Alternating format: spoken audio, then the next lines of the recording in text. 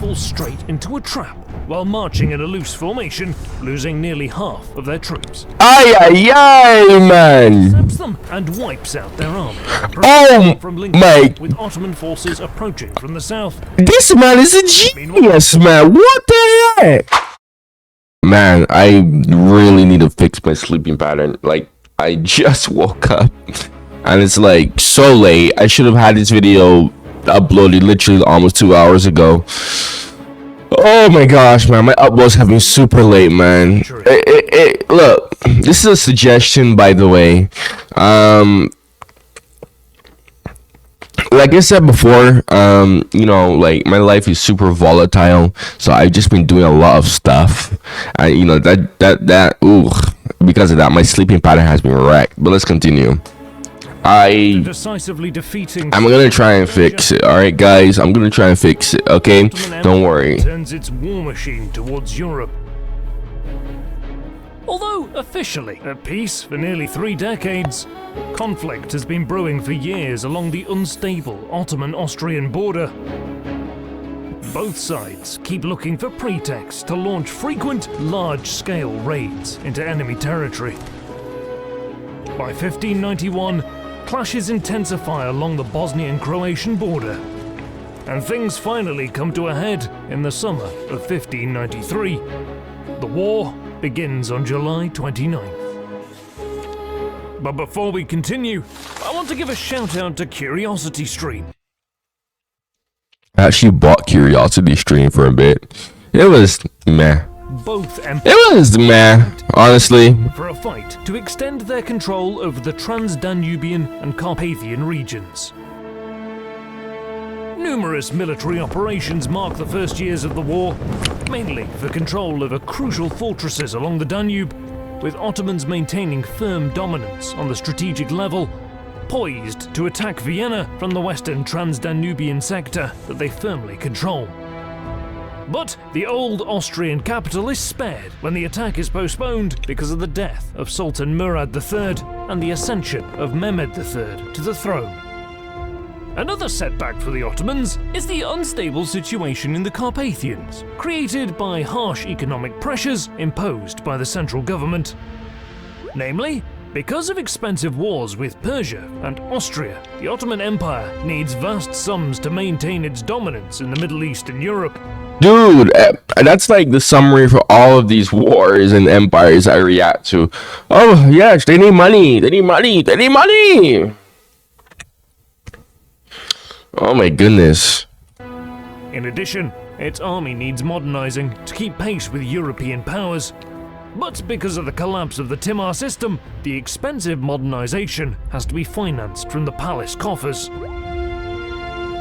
Consequently, the Ottomans impose heavy taxes in many parts of the empire, including the Carpathian principalities.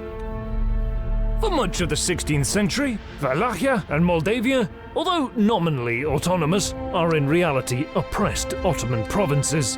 Their voivodes serve as mere tax officials for the Sultan. In the Ottoman legal system, such vassal states were referred to as tax farms. However, this higher taxation isn't felt as hard in Transylvania. In the 16th century, it is the richest and most urbanized of the 3 principalities with a thriving manufacturing sector. Oh wow. Strategically, it is in the outer reaches of the empire, protected by the Carpathian Mountains and many fortified cities. Transylvanian voivodes traditionally use this strategic position to bargain for lower taxes and better terms overall. Wallachia and Moldavia are less developed. Their weaker economies are mainly structured around agriculture and cattle breeding. Furthermore, in exchange for being allowed to rule as vassals of the Sultan, their voivodes agree to tear down existing stone fortifications and are forbidden from building new ones. Wow. It is exposed to the Ottomans, who occupy fortified positions along the Danube, from where they can exert control over the 2 principalities, impose much heavier taxes, and launch frequent, devastating Akinji raids. What's worse, Turkish populations begin settling in Wallachian territory, building communities and mosques, thereby violating the Treaty of Nicopolis. Okay, let's talk about this for a second. I had plenty of people who looked at me and who told me that the Ottomans were not colonizers. But what is this? Yeah, I get a few people who get who get a bit angry, vexed, whatever word you want to say, butthurt. And they all like to say, oh, but the Ottomans were colonizers. The Ottomans were so much better than, say, Britain, for example. Like, I'm like, bro, it's empire. Empire, Ottoman Empire. Like, that's just like plain and straight wrong. Like the Ottomans were not colonizers. Like that's really and truly just wrong. Like I'm just saying. I always think that was like complete BS when I heard people say, "But the Ottomans were colonizers." Bro, Islam would not be in the Balkans had it not been for the Ottomans. Again, product of Ottoman colonization. That prohibits this by the vassal status of Wallachia. Powerless to resist, Wallachian and Moldavian nobility in turn oppresses their own people throughout the 16th century as they try to appease the Sultan, lest they be replaced by a pretender more capable of meeting the higher taxation quotas. Economies of the two Danubian principalities are further strained as they are obliged to sell grain, cattle, and other produce to the Ottoman Empire at below market prices. And even this exploitation is overextended because of colonization. I literally got into an argument with someone else, and I was like, bro, he was like telling me how the Ottomans were not really colonizers, and I'm like, dude, do you know what the definition of colonizing is? It has two definitions. One, you're settling from one spot to another spot that is not your indigenous land, right? This is what the Ottomans did. Number two, and this is the second definition that people know colonization for, popularly, is the exploitation of resources in an indigenous land that's not yours, which is what the Ottomans are doing right here. So I swear, if anyone, because I get a few of these people, bro, a few of these Muslim viewers, although most of y'all are quite respectful. Most of y'all are quite respectful. I like y'all for that. I get a few Christians who are like that too. Like, they try to find something to like argue about. I'm like, bro, this is a discussion, not an argument. If you're gonna be like that, get out of here with that, man. Honestly. Wars, as well as the ongoing modernization of the army. Bloody hell, man. By these harsh conditions, the three princes, Sigismund Bathory, Aaron the Tyrant, and Mihai the Brave, join the Holy League. And they promise each other to revolt on the same day, November the 13th, 1594. Of the three princes, Mihai will soon come to the fore as a military leader. Born on January 15th, 1558, Mihai is the son of the former voivode of Wallachia, Patrashko the Good, and Theodora Cantacuzino. On his father's side, he traces his roots back to Vlad Dracul, the father of Vlad the Impaler, who, in turn, is Mihai's great-great-great-uncle. And through his grandmother, he is the great-great-grandson of Stefan the Great of Moldavia. Oh, wow! On his mother's side, he belongs to the Byzantine Cantacuzino family. The prestigious family claims descendancy from the Byzantine Emperor John VI Cantacuzinus. Little is known about Mihai's upbringing. This man, okay. The wealthiest people in Wallachian history, holding vast estates in Oltenia, personally owning more than 200 villages. Bro, what? He marries a wealthy Oltenian widow with whom he has one, possibly two sons, and a daughter. By the age of 35, he rises to political prominence, occupying several honorable positions in the state before eventually becoming the Ban of Craiova in 1593. Fearing Mihai's growing power, Prince Alexander III forces him to swear in front of other boyars that he is not of princely descent. By publicly humiliating Mihai like this, Alexander hopes to remove him as a potential rival to the throne. This, however, does not settle the issue. Mihai borrows from Turkish moneylenders in Wallachia and flees the country, fearing assassination.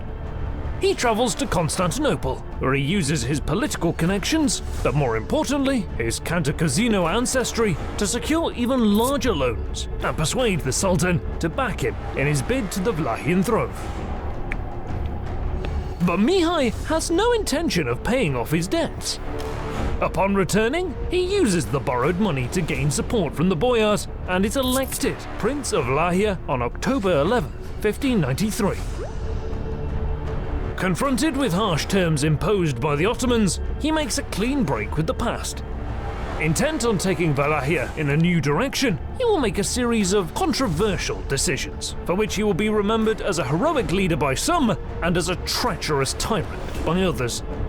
Really? Places high-ranking officials with loyal supporters. And after nearly 70 years of princes and boyars alliant towards the Ottomans, Mihai's Wallachia will fight for its independence. We made USAA. The Holy League promises to support the Wallachian revolt, knowing that it could open a second front against the Ottomans. So, with his position at home consolidated and the alliances in place, Mihai decides it's time to act. Pretending he wishes to settle financial debts, he invites Turkish creditors and, in an act of clear provocation, massacres them together with their large escort of soldiers. In an act of clear provocation. Yeah. The way how he says that is hilarious. In an act of clear provocation. Troops at his disposal, Mihai then personally leads a swift attack on the key Danube crossing at Giorgio. The town is taken and plundered, but the siege of the island fortress guarding the river crossing fails, as troops, ammunition and provisions are sent from the Ottoman side. Mihai returns to Bucharest after learning from his spies that a conspiracy against him is launched by adherents to the Turks, accompanied by a contingent of troops. He sets up an ambush for them, capturing and executing all of the conspirators. Ooh, this man is brutal. Similar future inroads into Wallachia, Mihai marches east, intent on clearing bridges and Ottoman garrisons on either side of the Danube. He successfully besieges important Ottoman fortifications and raids numerous towns and villages in the lower Danube area, leaving utter destruction in his wake, before returning back across the river. Further upstream, Mihai defeats the Ottomans again and takes the fortified town of Silistra, before reducing it to ashes, along with the surrounding countryside. Jeez, this man has no chill. In quick succession causes great concern in Constantinople. This man is not holding back. Under Mustafa Pasha, and redirects a strong Tatar contingent from the Hungarian front to enter Wallachia from the west. The Tartars advance quickly toward the reported position of the Wallachian army.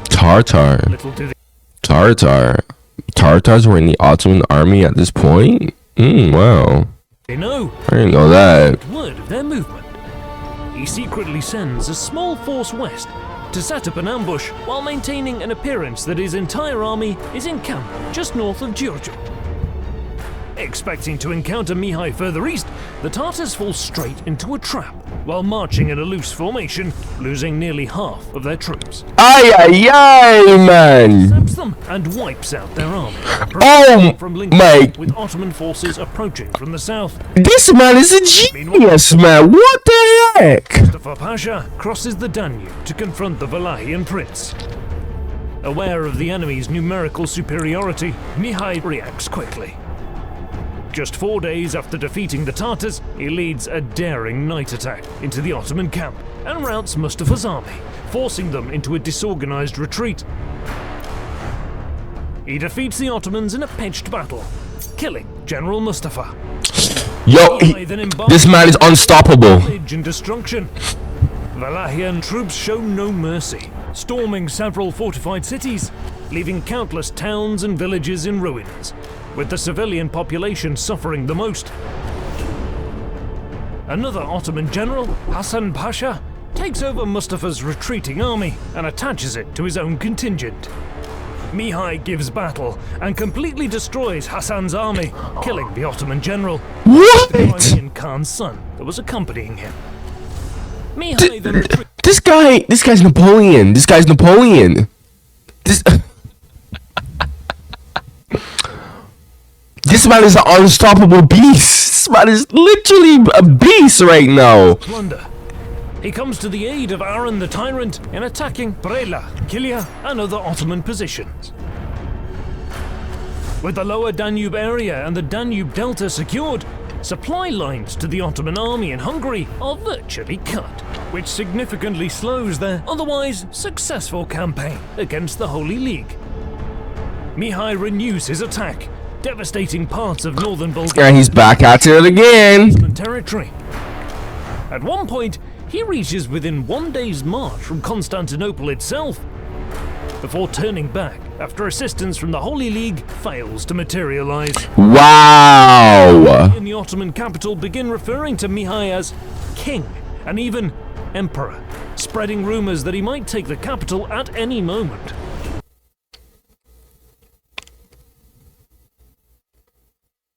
Bro, why didn't the whole dude? I swear, you know how many times I've reacted to the Ottomans so many times. You know how many times the Ottomans were like within distance of being defeated, but the Christians always just ruined something. In order to tackle possible dissent, Ottoman authorities in Constantinople respond by expelling any non-Muslims who lived in the city for less than 5 years. Mihai's fame spreads across the continent. Many warriors, sellswords and mercenary companies flock to join him. Ottoman scholar Selanik Mustafa writes of the Great Destruction. All of our sanjaks are captured. We are ruined. The urgency of the situation is such that Sinan Pasha himself, the great mastermind behind the successful campaign against the Austrians, is recalled from Hungary to organize a counterattack on Wallachia. But Mihai has reasons to worry. While his campaign was certainly successful, having personally led his troops in battle, he saw firsthand that the Wallachian army is obsolete and in a deplorable state. Aside from contingents of Cossacks and Sekeli mercenaries, Wallachian troops are poorly equipped.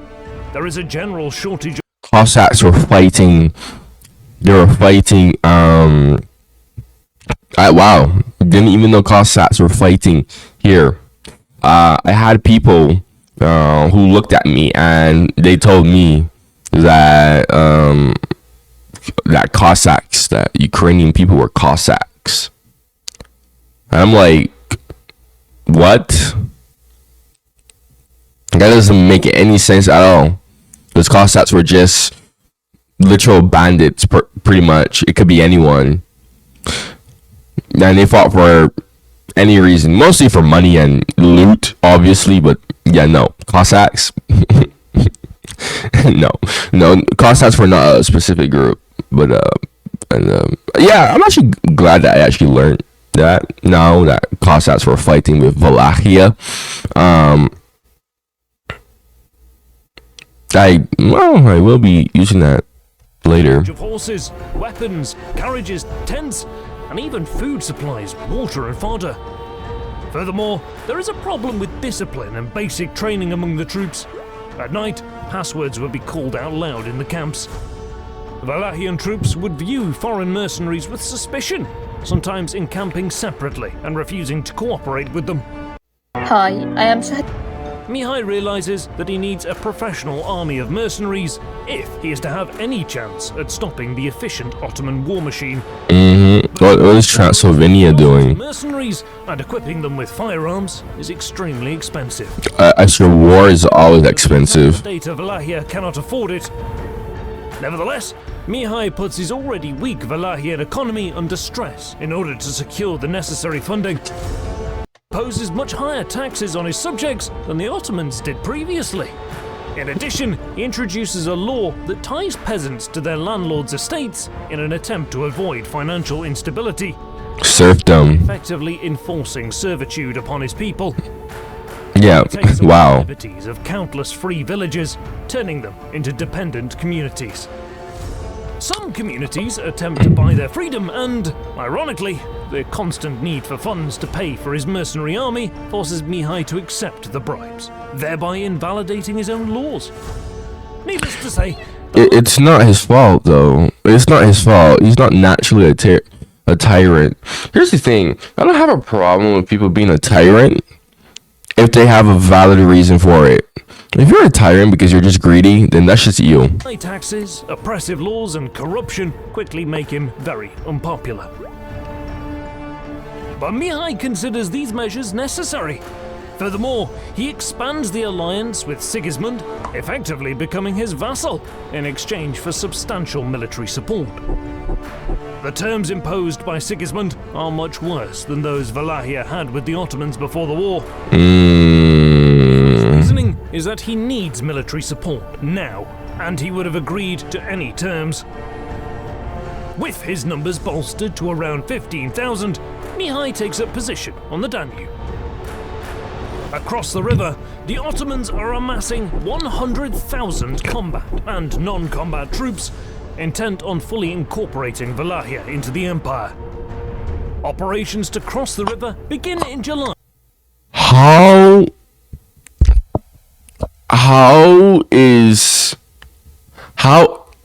nah, bro. How is he gonna do this? But How is he- guerrilla tactics delay their advance by a whole month before he is forced to retreat when Ottomans manage to establish a bridgehead. Mihai stops his army and makes a stand near Calugareni.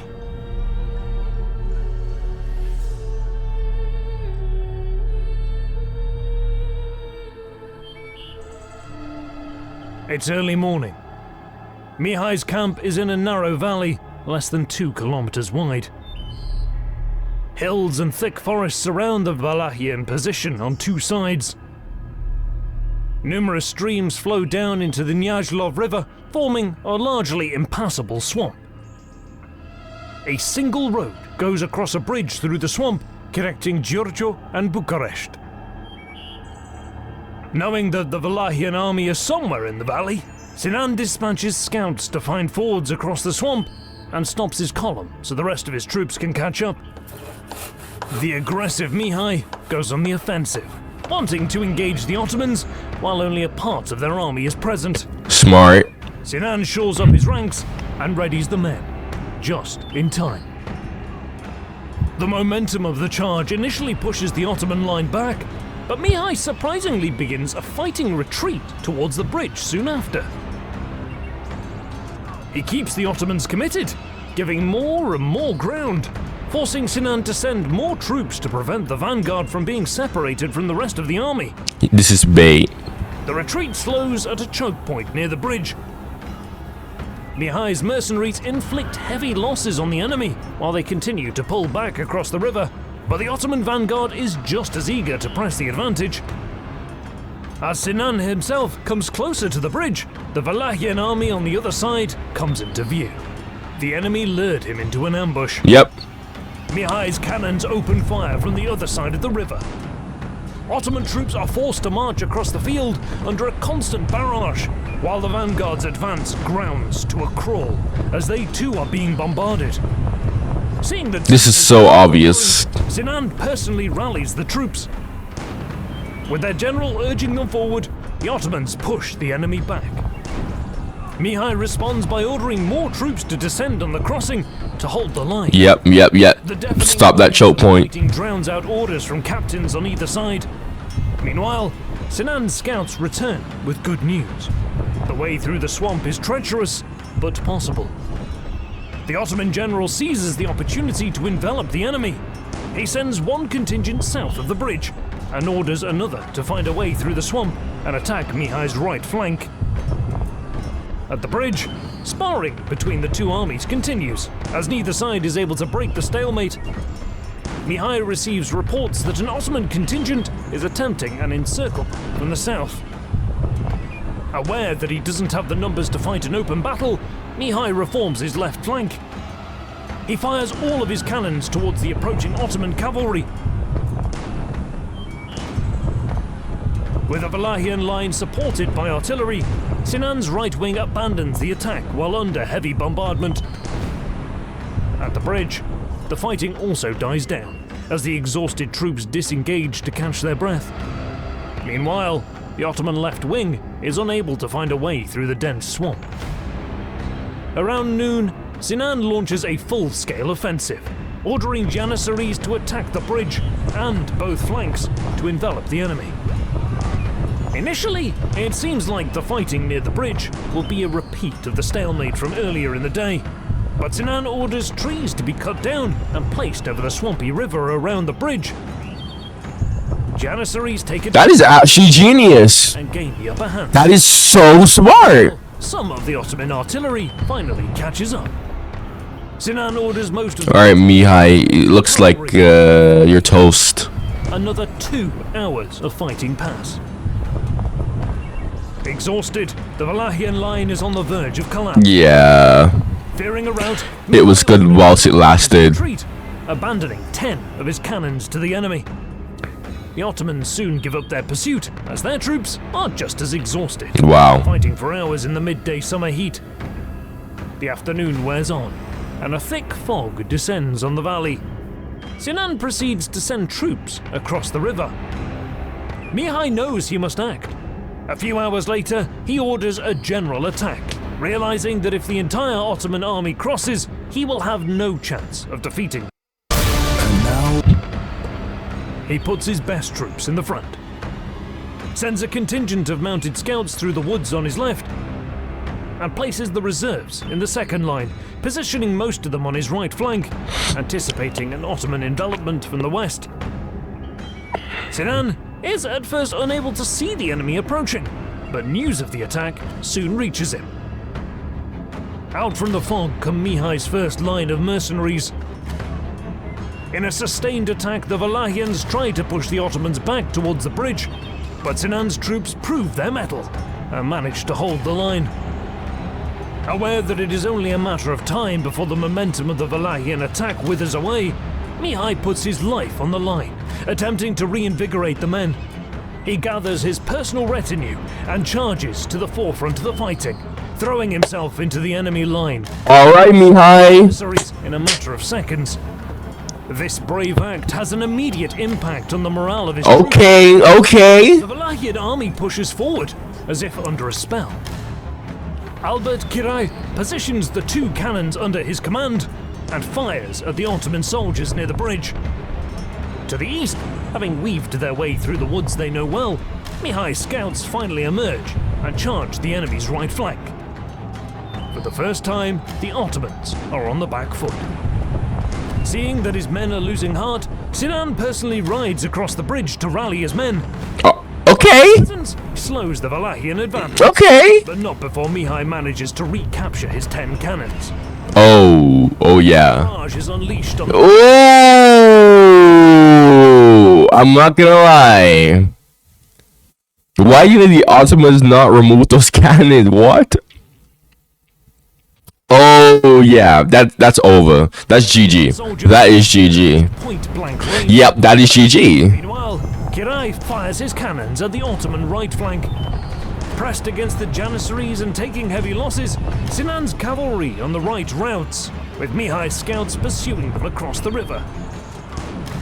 Sinan joins the fighting himself and orders an all-out charge. Ottoman troops rally around their brave general. Yo, respect to Sinan Pasha, man. Respect to this guy. This guy is the GOAT too. I mean, he's showing up, man. I mean, both sides are showing up. Intense battle ensues. But the reason why I'm more hyped for Mihai is because he's outnumbered so much. And he's still Neither side is willing to give in. in it. Sinan is thrown from his horse into the muddy river. His troops panic, believing that their general perished in battle. Some take flight across the bridge, while others risk wading through the dangerous swamp, desperate to cross the river. Amidst the chaotic fighting, It is some time before Sinan is helped back onto his horse. He reprimands his men for running away, hurling insults at them, demanding that they stand and fight. But it is too late. What little troops remain committed won't be able to check the Wallachian advance. Yep. He orders a general retreat. Mihai doesn't give chase, still threatened by the Ottoman left flank. But before the day ends, they too will be routed from the field. The battle lasted for about 16 hours. Wallachian losses are fairly light. Of the 15,000 troops under his command, Mihai lost about 1,000 men, most of whom fell in the final charge. Oh wow, what? Sinan wasn't able to bring his full force to bear, and of the 30 to 40,000 troops that participated in the battle, between 10 and 15,000 perished. Wow. And Sanjak Begs fell in battle.